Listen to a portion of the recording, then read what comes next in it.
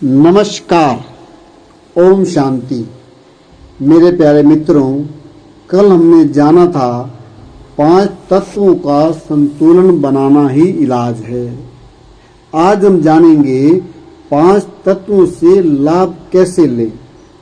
समस्त रोगों का पूर्ण हल उपवास, वायु, धूप और जल।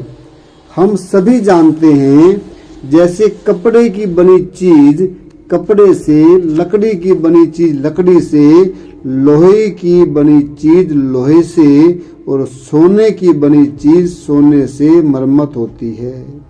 ऐसे ही हमारा मानव शरीर 5 तत्वों से निर्मित है। इसकी मरम्मत, इलाज भी इन्हीं 5 तत्वों से होगा।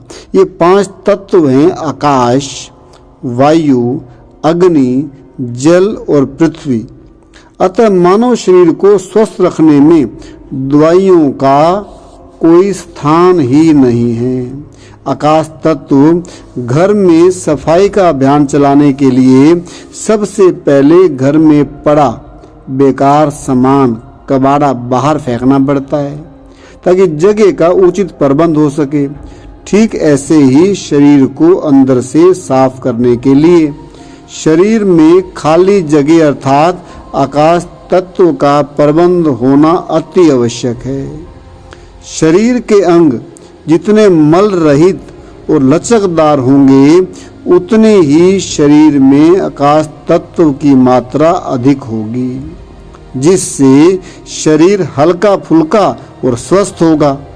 सारांश, शरीर के मल रहित रहने पर ही आकाश तत्व की उचित मात्रा बनी रह सकती है और इसके लिए उपवास या कम खाना तथा आहार नियमों को अपनाना अनिवार्य है। वायु तत्व, ये तत्व शरीर के लिए अति आवश्यक होने के बावजूद भी हम इसकी परवाह नहीं करते। अगर किसी व्यक्ति को भोजन 2 दिन ना मिले तो शरीर का काम चल जाएगा, परंतु वायु 2 मिनट ना मिले तो क्या होगा। जरा सोचिए, वायु तत्व को लेने के लिए नियमित रूप से प्राणायाम एवं वायु स्नान करना चाहिए। घर के खिड़कियों, दरवाजे जहाँ तक संभव हो खुले रखने चाहिए। यथासंभव सूती कपड़ों का प्रयोग करना चाहिए। हमेशा कमर सीधी रखकर बैठना चाहिए और तख्त अर्थात हार्ड बेड पर लेटना चाहिए। अग्नि तत्व, शरीर की आंतरिक सफाई के लिए सूर्य स्नान परम आवश्यक है। जैसे हमारी रसोई में यदि किसी खाद्य पदार्थ में घुन लग जाए या उसमें कोई दुर्गंध आने लगे तो धूप लगवाने से उस पदार्थ की शुद्धि हो जाती है। इसी प्रकार सुबह की कच्ची धूप शरीर पर लेने से अर्थात सूर्य स्नान कर लेने से शरीर की आंतरिक शुद्धि हो जाती है। जल तत्व, मानव शरीर में लगभग 2/3 भाग जल का है और शेष 1/3 भाग हड्डियों और मांस का है। अतः मानव के भोजन में 2-3 भाग पानी की प्रधानता वाले पदार्थों की होनी चाहिए, जैसे कच्ची सब्जियां और पके फल, तथा 1/3 भाग अनाज, चावल आदि होने चाहिए।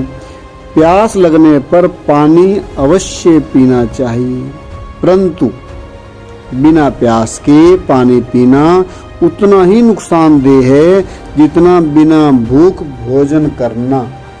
भोजन के साथ पानी या कोई भी पेय पदार्थ नहीं पीना चाहिए। पानी भोजन से 1-आधे घंटे पहले या 1.5-2 घंटे बाद प्यास लगने पर पी सकते हैं। कुछ लोग प्यास लगने पर पानी के बदले में चाय, कॉफी,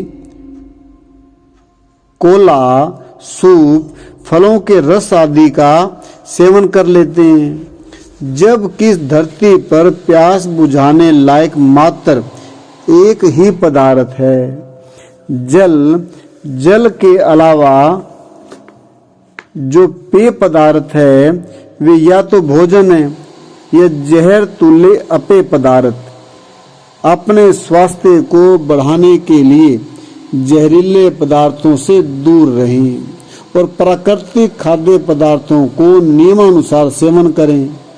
पृथ्वी तत्व अर्थात धरती से प्राप्त होने वाले खाद्य पदार्थ जैसे कि अनाज, चावल, दालें, फल और सब्जियां का अधिक मात्रा में या गलत प्रकार से सेवन करना है। परिणाम स्वरूप शरीर में पृथ्वी तत्व बढ़ जाता है और बाकी के 4 तत्व कम पड़ जाते हैं। भोजन की आवश्यकता शरीर को चलाने के लिए नहीं अपितु बनाने के लिए है।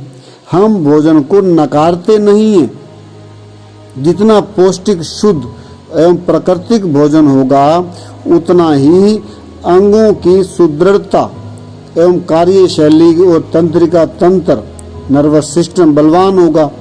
इस बात को अन्यथा ना लें। भूख से ज्यादा भोजन करने से शरीर को लाभ की जगह हानि ही होगी।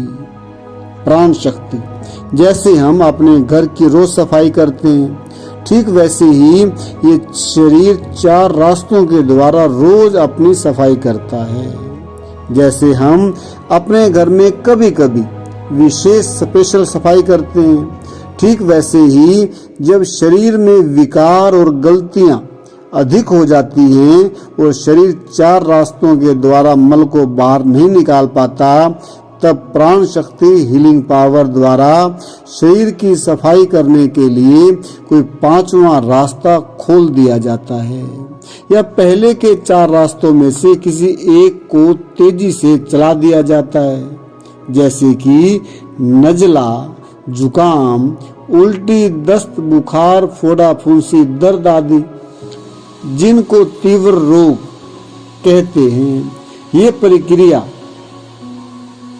1 दिन 2 दिन तक चल के सफाई का कार्य पूरा करके समाप्त हो जाती है।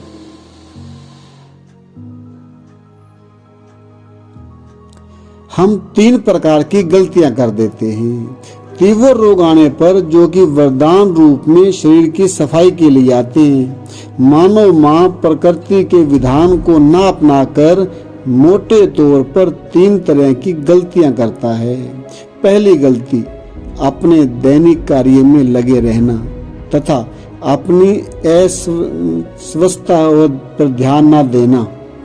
व्यक्ति दर्दनाशक, पेन किलर, दवाई, उत्तेजक पदार्थ आदि लेकर दैनिक कार्य में लग जाता है, क्योंकि उसका मन काम धंधे को अधिक महत्व देता है। इस प्रकार उसका दैनिक कार्य तो चल जाता है, परंतु शरीर के अंदर की सफाई का काम रुक जाता है।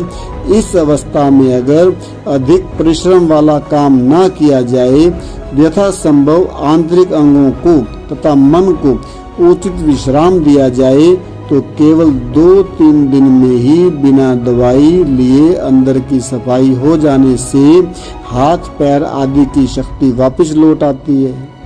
दूसरी गलती, तीव्र रोग की अवस्था में, नजला, जुकाम, खांसी, बुखार की अवस्था में भोजन ले लेते हैं। रोग की अवस्था में मां प्रकृति द्वारा व्यक्ति की भूख को मार दिया जाता है। मुख के स्वाद को भी बदल दिया जाता है। हर पदार्थ का स्वाद बदला बदला सा लगता है। पानी भी कड़वा लगता है, अर्थात व्यक्ति का अंतःकरण ये बताना चाहता है कि पानी भी ठीक से नहीं पच सकता, तो भोजन कहाँ से पचेगा। देखा जाता है अगर गाय आदि पशुओं को बुखार हो जाए या चोट लग जाए तो बढ़िया हरी घास भी नहीं खाते, अर्थात इन पशु पक्षियों को भी अंतः प्रवृत्ति भोजन छोड़ने की हो जाती है। ऐसी अवस्था में पूरी प्राण शक्ति अंदर की मरम्मत करने की तरफ मुड़ जाती है, पर उस समय भोजन करने से वह प्राण शक्ति उस भोजन को पचाने में लग जाती है, जिससे चोट या बुखार, उल्टी या दस्त ठीक करने का काम रुक जाता है। मां प्रकृति के इस निर्देश को भूलकर मानव रोग की अवस्था में भी हमेशा की तरह भोजन करता रहता है। तीसरी गलती, गंदगी को अंदर दबाना। जब कभी व्यक्ति रात में किसी दावत पार्टी आदि में जाता है तो वहां पर सभी तरह के व्यंजनों को चख चख कर भूख से ज्यादा खा लेता है।